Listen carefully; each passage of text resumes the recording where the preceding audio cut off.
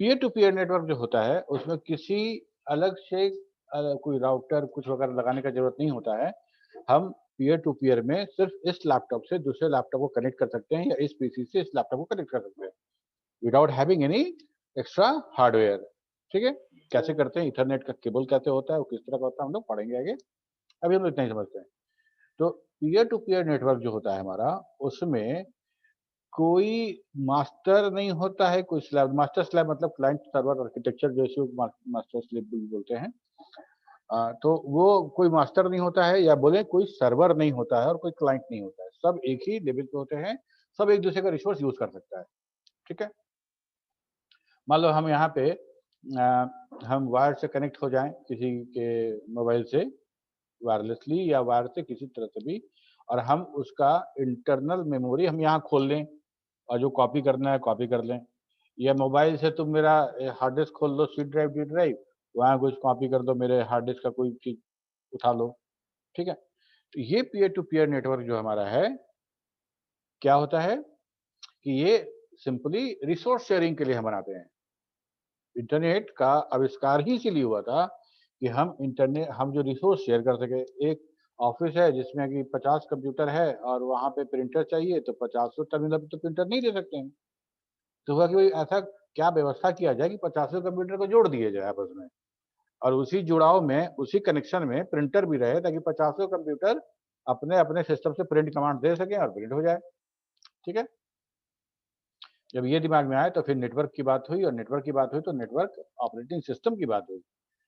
ठीक है, जो हम लोग देखते हैं लिनक्स यूनिक्स जो मल्टी ऑपरेटिंग सिस्टम जो है, multi user operating system. Multi user कहने का मतलब क्या है, एक कंप्यूटर पे तो एक ही यूजर बैठेगा, एक यूजर पे तो एक ही आदमी बैठेगा।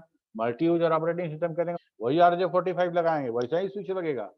लेकिन हमको नीड है पीयर टू पीयर, तो पीयर टू पीयर बनाएंगे। और हमको अगर जरूरत है क्लाइंट सर्वर का, तो क्लाइंट सर्वर बनाएंगे।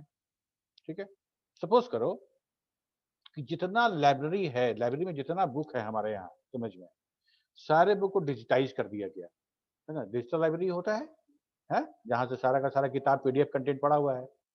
और वो हम चाहते हैं कि कोई भी बच्चा अपने मोबाइल से सब्सक्रिप्शन दे दें उसको, और वो अब मोबाइल से वो पढ़ ले, वो सारा का सारा उसको कंटेंट अवेलेबल रहे। तो क्या करेंगे, दो उपाय है। एक उपाय तो है कि हम अपने सेंटर में एक फाइल सर्वर बनाएं, मतलब उसमें बड़ा बड़ा हार्ड डिस्क लगा रहेगा, 8-10 तो हार्ड डिस्क लगा रहेगा एक ऑपरेटिंग सिस्टम के तहत, और उसमें पूरा पूरा हम पीडीएफ शेयर कर देंगे एक एप्लीकेशन के थ्रू, ताकि तुम सर्च कर सको, लेटेस्ट सी पढ़ना है या फिर फॉक्सो पढ़ना है, तो सर्च कर दोगे, सर्च करने से वो पीडीएफ खोज के तुम्हारे सामने खुल जाएगा, तुम पढ़ लोगे। ठीक, तो हमको क्या करना पड़ेगा, एक सर्वर बनाना पड़ेगा, वो सर्वर से सब कनेक्ट होगा। पीयर टू पीयर में कैसे होगा, पीयर टू पीयर में तो होगा नहीं। पीयर टू पीयर में क्या करना पड़ेगा कि फॉक्सो किताब इस कंप्यूटर पे, सी का वहां पे, नेटवर्किंग का वहां पे, जिसको फॉक्सो पढ़ना होगा यहाँ से पढ़ेगा, जिसको बहुत कमसम हो जाएगा, याद नहीं रहेगा कौन सिस्टम कहाँ है, कौन सा फाइल कहाँ पे है, नहीं याद रहेगा, तो उसको बोलेगा फाइल सर्वर। सारा फाइल एक सर्वर पर रखा हुआ है और सब लोग फाइल उसी से पढ़ रहे हैं, वो गया फाइल सर्वर। अगर डेटाबेस वहां रखा हुआ है तो बोलेंगे डेटाबेस सर्वर। ठीक है, एप्लीकेशन रखा हुआ है, एप्लीकेशन में हम लोग कोई प्रोग्राम में क्या बोलते हैं कि यूजर इंटरफेस होता है, जहां हम लोग क्लिक करते हैं, सिलेक्ट करते हैं, वैल्यू देते हैं, दैट इज द इंटरफेस। उसके बैकएंड में क्या होता है हमारा, मतलब बैकएंड नहीं कहेंगे, मतलब उसके बाद क्या होता है कि वो सारा सारा डेटा प्रोसेस करता है, बिजनेस लॉजिक। उसके बाद होता है मेरा डेटाबेस पार्ट। ठीक है, तो हम डेटाबेस उठाते हैं, डेटाबेस को अगर सर्वर में रखे तो डेटाबेस सर्वर, एप्लीकेशन को अगर रखे तो एप्लीकेशन सर्वर, यूजर इंटरफेस तो मेरे पास ही होना चाहिए, तभी तो हम करेंगे काम। ठीक है, एग्जाम्पल लेते हैं हम लोग, एग्जाम्पल लो, किसी भी वेब एप्लीकेशन को ले सकते हैं हम लोग, गूगल को ले सकते हैं, याहू को ले सकते हैं, फेसबुक को ले सकते हैं, अमेजोन, किसी को ले सकते हैं। तो उसका जो यूजर इंटरफेस मेरे स्क्रीन पे खुलता है वेब ब्राउजर में, ठीक, ओके, यूज लॉग इन वगैरह वगैरह जब हम क्लिक करते हैं तो उसके पीछे जो कोड लिखा हुआ है वो कहाँ रन करता है, जो रन सर्वर पे करता है ना। तो जहां पे सर्वर रन करता है उसको बोलेंगे एप्लीकेशन सर्वर, बिजनेस लॉजिक रखा हुआ है। और वहां से हम बोले कि हमको नोकिया का मोबाइल चाहिए, तो नोकिया का मोबाइल खोज के निकाल कर लाएगा डेटाबेस से, उसको बोलेंगे डेटाबेस सर्वर। ठीक है, तो ये जो कनेक्शन है यही है हमारा आर्किटेक्चर, नेटवर्क आर्किटेक्चर बोलते हैं इसको, कि हमको क्या जरूरत है, कैसे कनेक्शन करें उसको। ठीक है, अब देखो, ये हम बोलते हैं peer to peer network scalable नहीं होता है। स्केलेबल कहने का मतलब कि मेरे लैपटॉप से कितना मशीन जुड़ सकता है। अगर हम अपने आप को सर्वर घोषित कर दें और हम 3-4 को हम कनेक्शन दे दें, मेरे की सब लोग एक्सेस करो मेरा ना क्लाइंट सर्वर की तरह से, क्योंकि एक को जोड़ेंगे तो मेरा रिसोर्स शेयर कर सकता है, तो दूसरे को इधर से जोड़ देंगे तो वो भी तो रिसोर्स शेयर करेगा, वो तो that is peer to peer. ठीक है, सर्विस कहने का मतलब क्या होता है, पीयर टू पीयर में ऐसा नहीं कि सर्विस नहीं हो रहा है, पीयर टू पीयर में सब क्लाइंट है और सब सर्वर है। ठीक है, सब क्लाइंट है, कभी हमको जरूरत पड़ा तो तू हमको मदद कर दिए, कभी तुमको जरूरत पड़ा हम मदद कर दिए, दोनों एक ही लेवल पे हैं, कोई मास्टर नहीं है और कोई स्लेव नहीं है, या कोई क्लाइंट कोई नहीं सर्वर नहीं है, या तो दोनों सब है। ठीक है, तो अब क्या है कि अगर मान लो हम RJ45 से लैन वाला जो केबल लगता है उससे हम कनेक्ट करने वाले हैं, तो मेरे कंप्यूटर में अगर 2 पोर्ट है लैन का तो 2 ही सिस्टम कनेक्ट होगा। तो ठीक है, तो नेटवर्क का क्या था कि स्केलेबल होना चाहिए, तो ये ऐसे तो स्केलेबल नहीं है। तो इसको स्केलेबल बनाने के लिए क्या करते हैं हम लोग, एक हम मान लो 16 पोर्ट का स्विच जोड़ दें, इससे अपने कंप्यूटर से 16 पोर्ट का स्विच जोड़ दें। अब इस स्विच से 16 कंप्यूटर जुड़ सकता है, 17वां तो नहीं जुड़ पाएगा, फिर एक स्विच लगाना पड़ेगा। ठीक है, तो इसलिए कहते हैं क्या कि सिंपल हम लोग पीयर टू पीयर में बोल रहे हैं कि कंप्यूटर से कंप्यूटर जोड़ेंगे, किसी दूसरे हार्डवेयर की जरूरत नहीं है, डायरेक्ट जोड़ सकते हैं। और आज का ऑपरेटिंग सिस्टम हमारा और हार्डवेयर प्रोग्राम्ड है, मतलब वो इतना सक्सेसफुली, ठीक है, तो बहुत बड़े, जैसे बैंक का बात करते हैं, बैंक में इतना लोन है, इतना अकाउंट है, इतना सब कुछ है, सबका सब एक आदमी एक सिस्टम पे तो होगा नहीं, नहीं ना होगा, कैसे होगा। तो यहाँ पे है मेरा कि सेंट्रलाइज एडमिनिस्ट्रेशन नहीं है, सारा पीयर इक्वल राइट्स मिला हुआ है, स्केलेबल नहीं है without any using any other hardware, मतलब without using any other hardware ये स्केलेबल नहीं है, लेकिन हम स्विच को लगा के, हब को लगा के हम स्केलेबल बना सकते हैं। ठीक है, ये बनाया गया था for resource sharing and application sharing. ये हमारा पीयर टू पीयर नेटवर्क है। कनेक्शन कैसे भी हो, ये कनेक्शन आर्किटेक्चर हम लोग पढ़ेंगे आगे, कनेक्शन कैसे भी हो हम पीयर टू पीयर में यूज कर सकते हैं। जैसे ये है, इसके साथ कनेक्टेड है और इसका इसके साथ कनेक्टेड है, ये चाहेगा कि इसके साथ हम डेटा शेयर करें तो कर सकता है। ठीक है, देखने में लग रहा है क्लाइंट सर्वर आर्किटेक्चर जैसा, लेकिन हम यहाँ पे कम कर देते हैं ये। ठीक है, ये ट्री आर्किटेक्चर है, ऐसा इस तरह कनेक्शन है, बहुत तरह का। हम जो देखेंगे कि हम कैसे कैसे एक कंप्यूटर से दूसरे कंप्यूटर को कैसे कैसे जोड़ते हैं, हम लोग वो देखेंगे जब क्लासिफिकेशन ऑफ नेटवर्क देख लेंगे उसके बाद, है ना। इसी पे इसके बाद हमारा इसी को हम लोग थोड़ा सा मॉडिफाई करके क्लाइंट सर्वर बना लिए। Client server network involves multiple client and workstation connected to the central server. In the client server network, data and application are on the server. When clients need access to these resources, they access them from the server. Client server network tends to have faster access speed because of the number of clients they are designed to support. Here, clients need not to share their resource with the client. यहाँ पे मान लो client server architecture का हम लोग क्या बात किए कि हम फ्लिपकार्ट से कनेक्टेड हैं और तुम अपने घर से फ्लिपकार्ट से कनेक्टेड हो, तो दोनों कनेक्टेड है फ्लिपकार्ट से, तो उस फ्लिपकार्ट के माध्यम से मेरा और तुम्हारा डेटा हम आपस में शेयर कर सकते हैं। फ्लिपकार्ट को बोल सकते हैं क्या कि वहाँ पे भाई बैठा हुआ है, उसका थोड़ा सा हमको सिस्टम में कुछ चाहिए, हमको ले सकते हो? नहीं। ठीक है, ये काम नहीं हो सकता है। दो क्लाइंट जो सर्वर से हैं उसको सिर्फ सर्वर से सेवा मिलेगा, वही सर्वर ही सर्व करेगा, दोनों क्लाइंट आपस में डेटा शेयर नहीं कर सकते। सर जी सर, क्लाइंट सर्वर वाले में सर, तो जो सर्वर पे जो डेटा होगा सिर्फ उसी को वो एक्सेस कर पाएगा ना, यूजर जो है। हाँ बिल्कुल, हाँ ठीक है। तो की पॉइंट क्या है, सेंट्रलाइज एडमिनिस्ट्रेशन होगा, रिक्वेस्ट रिस्पांस मॉडल बोलते हैं इसको, है ना। यहाँ से जैसे हम क्लिक करते हैं तो दैट इज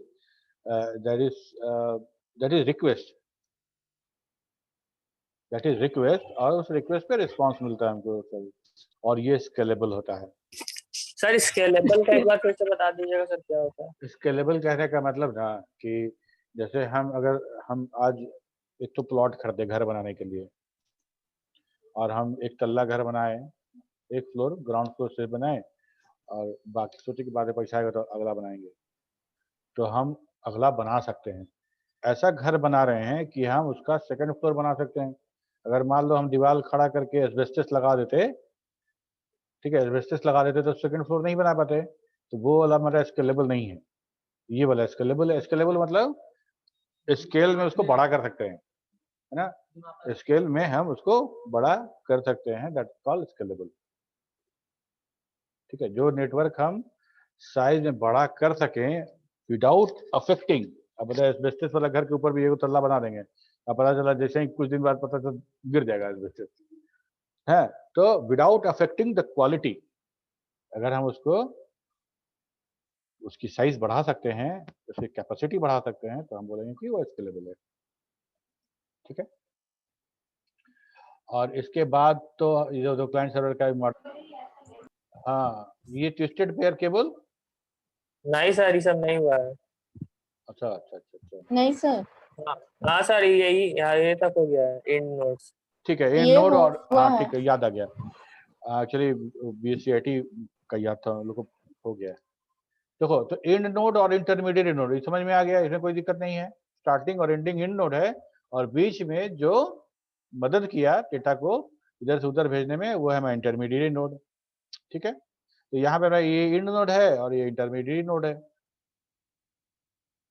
तो इन दोनों में मेरा क्या क्या आएगा? Computer system, network, printer, scanner, security camera, VIP phone, smartphone, और कोई भी चीज जिसे डेटा हम सेंड कर सकते हो।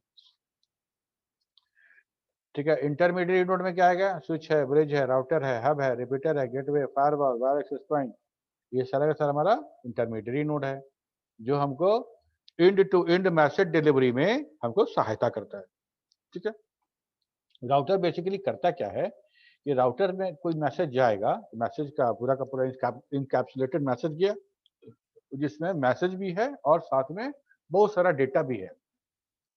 जैसे हम लोग किसी को कुछ सामान भेजते हैं तो सामान को पैक करते हैं, डब्बा में पैक करते हैं, सोलर टेप साटते हैं, उसके ऊपर रैपर लगाते हैं वगैरह, ऐसा काम करते हैं। वैसे मैसेज भी ठीक होता है, इनकैप्सुलेटेड होता है। राउटर का काम ये है कि राउटर मैसेज को स्टोर करता है।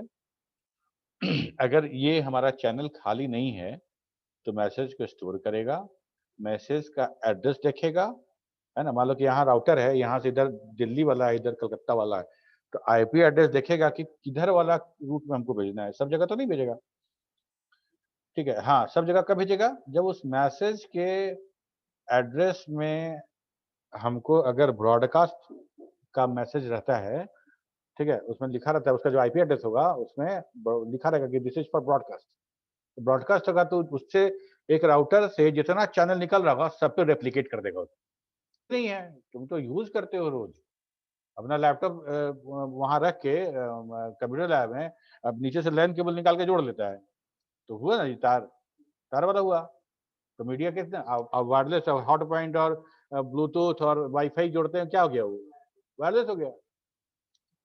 ठीक है, ये भूलने वाला बातें नहीं है, तो छोटा बच्चा ही बता देगा। तो अब गाइडेड मीडिया में है और अनगाइडेड मीडिया दोनों है। गाइडेड मीडिया क्या है? गाइडेड मीडिया वो है जो एक कंडक्टर यूज करता है। कंडक्टर नॉर्मली हम लोग कॉपर ही यूज करते हैं, इसलिए कॉपर का इंटरनल रेजिस्टेंस कम होता है और नेचर में भरपूर मात्रा में हमको मिलता भी है। ठीक है, तो कॉपर कंडक्टर यूज करते हैं, और जो एक सिग्नल ट्रैवलिंग के लिए हमारा गाइडेड मीडिया होता है। गाइडेड कहने का मतलब ये होता है कि हमको यहाँ से तुम्हारा सिस्टम है जो कि हमको लगता है कि 3 फीट पे होगा, और लेकिन हम अगर 10 मीटर तार यहाँ से घुमा के वहां ला के जोड़े, तो हमारा जितना सिग्नल है उस गाइड होते हुए तुम्हारे तक पहुंचेगा। ठीक है, इसीलिए बोलते हैं गाइडेड मीडिया। ये उसका जो बाउंड्री है, उसका जो फिजिकल लिमिटेशन है, वहीं से होके वो पहुंचेगा। तो ये गाइडेड मीडिया 3 तरह का है बेसिकली। हम ट्विस्टेड केबल और कोएक्सियल केबल और ऑप्टिकल फाइबर, ये 3 तरह का बात करते हैं। ठीक, ट्विस्टेड पेयर देखो, ये जो साइड में है यहाँ बड़ा में दिखाते हैं, ये ऐसे देखो, 4 पेयर है, मतलब टोटल 8 वार है। ठीक है, ये वाला अलग अलग कलर का है, यही है मेरा ट्विस्टेड पेयर। तो ट्विस्टेड पेयर को भी दो भाग में बांट देते हैं हम लोग, अनसील्ड ट्विस्टेड पेयर और सील्ड ट्विस्टेड पेयर। अनसील्ड जो है यही है, देखो ये है मेरा अनसील्ड। एक बार सील्ड दिखाते हैं तुमको तो समझ में आएगा कि सील्ड क्या होता है। तो ये देखो सील्ड, सील्ड में क्या है कि ये तार वही है 8, लेकिन प्लास्टिक का कवर लगाने के पहले एक मेटल से इसको ढक दिया गया है, मेटल से इसको कवर कर दिया गया है।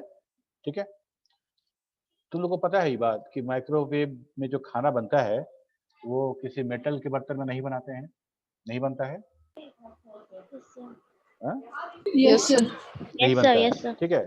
इवन के एल्युमिनियम फॉयल में भी नहीं बनता। तो माइक्रोवेव जो होता है, माइक्रोवेव बहुत पतला वेव जो कहीं भी मतलब खाने के अंदर पेनिट्रेट कर जाता है और वहां जाके वो उसको पका देता है, इतना हीट जनरेट करता है, खाना बन जाता है। तो होता क्या है कि जैसे बहुत बहुत सिंपल सा एग्जांपल है कि अगर हम टीवी देख रहे हैं और यहीं पे मेरा मोबाइल रखा हुआ है, मोबाइल में अगर किसी का फोन आता है तो उसका सिग्नल का हम टीवी में इफेक्ट देखते हैं कि नहीं कुछ। हाँ, जो फोन तुम्हारा बजना शुरू होता है उसके पहले से ना सिग्नल आ जाता है, सिग्नल प्रोसेस होता है, तब तुम घंटी सुनाई देती है, उसके पहले ही पीपा पूपा करना शुरू कर देता है। ठीक है, तो होता क्या है कि वो जो हमारा जो माइक्रोवेव जो सिग्नल है जिसको नॉइज बोलते हैं, नॉइज कहने का मतलब क्या, सिग्नल नॉइज। मेरे काम का चीज है तो सिग्नल, और मेरे काम का चीज नहीं तो नॉइज। कर्ण प्रिय है तो म्यूजिक, नहीं तो हल्ला। ठीक है, तो उससे प्रोटेक्ट करने के लिए वायर को हम मेटल से ऐसा ढक देते हैं, क्योंकि माइक्रोवेव इसको पेनिट्रेट नहीं कर पाएगा। सबसे पहले हम देखते हैं अनसील्ड वाले के बारे में। अनसील्ड वायर सस्ता होता है और ट्विस्टेड क्यों होता है? अच्छा, ट्विस्टेड ऐसा नहीं कि शौकिया बना दिया, डिजाइन के लिए बना दिया है। ट्विस्टेड इसलिए बनाया गया है कि दो तार आपस में जब ऐसा ट्विस्ट रहेगा तो जो भी जो जो इंटरफेरेंस होता है बाहर का, जैसे मतलब वहाँ एसी लगा हुआ है, यहीं से मेरा वायर गया हुआ है, तो एसी के कंप्रेसर का तो मोटर है, तो मोटर जो चलेगा तो उसका इंडक्शन होगा, इंडक्शन से उसका जो मैग्नेटिक फील्ड बनेगा उससे हमारा जो डेटा है वो खराब हो सकता है। डेटा मतलब 0 और 1, 0 और 1 मतलब दो अलग अलग पल्स का करंट। ठीक है, और इंडक्शन जो मैग्नेटिक फील्ड का इंडक्शन होता है उससे करंट ही तो बनता है। तो हम करंट कुछ और भेज रहे थे और बगल से होते हुए गया और पता चला कि वहां कुछ और हो गया वो करंट। ठीक है, तो ऐठा इसीलिए रहता है कि एक दूसरे का वो मैग्नेटिक जो इंटरफेरेंस है वो कैंसिल होता रहे। ठीक है ना, वो कैंसिल होता रहे, इंटेंशनली ऐसा बनाया जाता है। अगर हम चारों तार को पैरेलल कर दें, चार तरह से रिबन वायर, जैसे कि हम लोग हार्ड डिस्क कनेक्ट करने के लिए रहता है मेरा, है ना, वैसा कर देंगे तो हमारा डेटा कभी ट्रैवल नहीं हो पाएगा, वो सब का सब नॉइज हो जाएगा। ठीक है, तो लिखा this wire are twisted to protect them from the interference. The protection available for the UTP cable is a plastic shield that is thin in the size. ये हम बनाते हैं इसको ऐसे करके। यूटीपी केबल सर मतलब unshielded twisted pair cable. Twisted pair दो हो गया, है ना, एसटीपी और यूटीपी। यूटीपी मतलब अनसील्ड और एसटीपी मतलब शील्ड। शील्ड मतलब इसके ऊपर एक एल्युमिनियम फॉयल लगा रहता है पतला सा। हाँ, कुछ कोई बोला अभी? ये सर वो प्लास्टिक सेट टाइप वो क्या है? That is UTP cable is a plastic set that is thin in size. तो Last सारा line sir. पूरा का पूरा the all 8 wires are covered in the plastic shield, no, ये वाला अच्छा अच्छा है ना, ये वाला, यही Yes एक sir. प्रोटेक्शन रहता है इसमें। ठीक है, Sir. तो ये हमारा हो गया। और इसके बाद हम देखते हैं कि यूटीपी केबल जो होता है, अनसील्ड केबल कितने तरह का होता है और उसका स्टैंडर्ड क्या है, उसके बारे में क्या स्टैंडर्ड दिया गया है।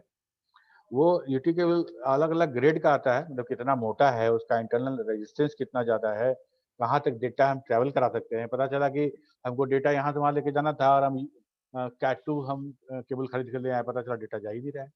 ठीक है, तो स्टैंडर्ड होना चाहिए। हम जाएंगे तार खरीदने जाते हैं, जो लटका के तार मीटर से बेचता है, तो पूछता है ना क्या चलाना है, हम बोलेंगे हमको एलईडी बल्ब जलाना है तो पतला तार देगा, अब बोलेंगे हमको आयरन चलाना है तो मोटा तार देगा। ठीक, वैसा ही है कि आपका पर्पस क्या है उसके हिसाब से है ना। तो कैट 1 जो है वो 100 kbps एनालॉग डेटा के लिए है जो टेलीफोन में यूज होता था पहले। अगर किसी के यहाँ वो डायल वाला फोन होगा तो तुमको याद होगा इसी तरह का केबल होता था जिसमें सिर्फ 2 वायर होते थे, एकदम पतला सा, और दीवाल आता था, दोनों सटा, हाँ वो भी होता था, लेकिन एक ऐसा होता था मतलब कवर लगा हुआ है उसके अंदर तार, जैसे हम छोटा मोटा जो हम लोग का ये होता है चार्जर वार्जर के अंदर नहीं होता है, उस तरह का होता था मेरा। तो कैट 1 हो गया जिसका स्पीड जो था 100 kbps के नीचे था, एनालॉग डेटा, डिजिटल डेटा के लिए यूज नहीं होता था। तो ऐसे ही कैट 2 है, कैट 3, कैट 4 है, कैट 5 है, कैट 6 है, कैट 7 है। हम लोग कैट 5 यूज करते हैं, कैटेगरी 5 हम लोग यूज करते हैं लैन के लिए, जो 100 mbps तक डेटा हम लोग को यूज होता है। इथरनेट 100 बेस टी, हम बताएंगे कि 100 बेस टी का मतलब क्या हुआ। इसके बाद अगर आपका और फास्ट करना है आपको इंटरनेट, तो हम क्या करेंगे, कैट 6 केबल लगाएंगे, और उससे भी ज्यादा करना है तो कैट 7 लगाएंगे। टोटल 7 कैटेगरी का हमारा अनसील्ड ट्विस्टेड पेयर होता है। बेसिकली हम लोग जनरली हर जगह 80% जगह हम लोग कैट 5 यूज करते हैं। यहाँ भी जितना तुम देखोगे सारा कैट 5 है, हमारे नेटवर्क में जितना लगा हुआ सब कैट 5 केबल लगा हुआ है, ठीक है। कैट 5 कैट 6 में थोड़ा सा मोटाई का तार का जो कंटेंट है, जो कॉपर है ज्यादा है, तो कैट 6 हो जाता है, थोड़ा ज्यादा हो जाएगा। अब ये है उसका कनेक्टर RJ45, यहाँ तो नहीं है ना। RJ45 का ये कनेक्टर है, 8 तार इसी में एक मतलब एक फिक्स ऑर्डर में लगाया जाता है। इथरनेट में हम बताएंगे। अभी समझो कि ये कनेक्टर है, कनेक्टर में इस क्रिम्पिंग टूल आता है और ऐसे तार लगा के उसको ऐसे दबा देते हैं तो सील हो जाता है उसके अंदर। तुम जितना तुम देखोगे जिसके लैपटॉप में हम जो पिन लगाते हैं वही RJ45।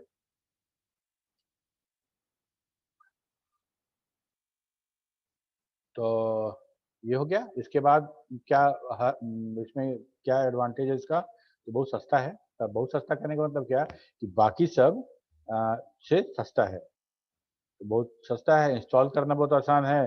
तार है प्लास्टिक का, काटिए छिलिए और कस दीजिए, ठीक है। हम लोग जैसे 2 पिन प्लग में हम कसते हैं तो खोलते हैं, यहाँ कसते हैं वहां कसते हैं, बहुत सा मेहनत करना पड़ता है। यहाँ क्या है कि छिलना है और उसके अंदर जो कलर सेट करना है, लाल पीला हरा जैसे जैसे सेट किए डाले, दबा दिए तो लॉक हो गया, ठीक है। तो तुम लोग जब आओगे यहाँ पे तो हम दिखाएंगे करके। तो ये हमारा हाई स्पीड लाइन के लिए यूज होता है। हाई स्पीड लाइन मतलब हम 600 mbps तक यूज कर सकते हैं कैट 7 यूज करें तो। डिसएडवांटेज क्या है कि ये शॉर्टर डिस्टेंस के लिए ऑब्वियसली हम यहाँ बोरिंग रोड से इसको हम पटना कॉलेज लेके जाना चाहें तो उसके लिए नहीं है, उसके लिए नहीं है, ठीक है? तो शॉर्टर डिस्टेंस के लिए चूंकि हमारा कॉपर वायर है और हम 8 तार तो देख रहे हैं, अगर कोई एक तार देखो तो पतला है, कोई एक तार तो पतला है, तो इसको हम कितना दूर तक लेके जा सकते हैं, रेजिस्टेंस या डेटा कम होगा, ठीक है, एनिट्यूएशन होगा, डेटा लॉस होगा। हाँ, लेकिन फिर भी हम मैनेज कर सकते हैं। कैसे? हम एम्पलीफायर लगा के, एम्पलीफायर जो सिग्नल को एम्पलीफाई करता है वो लगाएंगे, उसको हम बोलते हैं रिपीटर। इधर से डेटा आया, जैसे ही हमको लगा कि हर 100 मीटर के बाद डेटा हमारा एनिट्यूएट हो जा रहा है, घट जा रहा है, उसकी इंटेंसिटी कम हो जा रही है, तो हर 100 मीटर पे हम रिपीटर लगा देंगे। तो जो 5 जो वोल्टेज आ रहा था उसको सेंस करेगा और ठीक उधर एकदम रिफ्रेश करके फुल वोल्टेज भेज देगा, ठीक है। 100 मीटर जाते थे फिर गड़बड़ होगा, फिर उसको लगा देंगे। तो केबल टीवी वाला आप देखते होंगे कि हर पोल पे एम्पलीफायर लगाता था, ठीक है। तो काम यही होता है कि चला वहां से तार का अपना रेजिस्टेंस है वो घटेगा ही घटेगा, ठीक है। तो इसके बाद दूसरा आया। सर तो हाँ, गाइडेड मीडिया के साथ तो सर बोल रहे हैं कि गाइडेड मीडिया के साथ तो ये प्रॉब्लम रहता ही होगा ना सर, हर समय डिस्टेंस वाला जो अभी बताएं आप। अनगाइडेड के साथ भी रहेगा, अनगाइडेड के साथ भी रहेगा, ऐसा नहीं है। उसका तुम्हारा भी कोई रेंज भी होता चीज है सर। कहने, देखो कोई भी चीज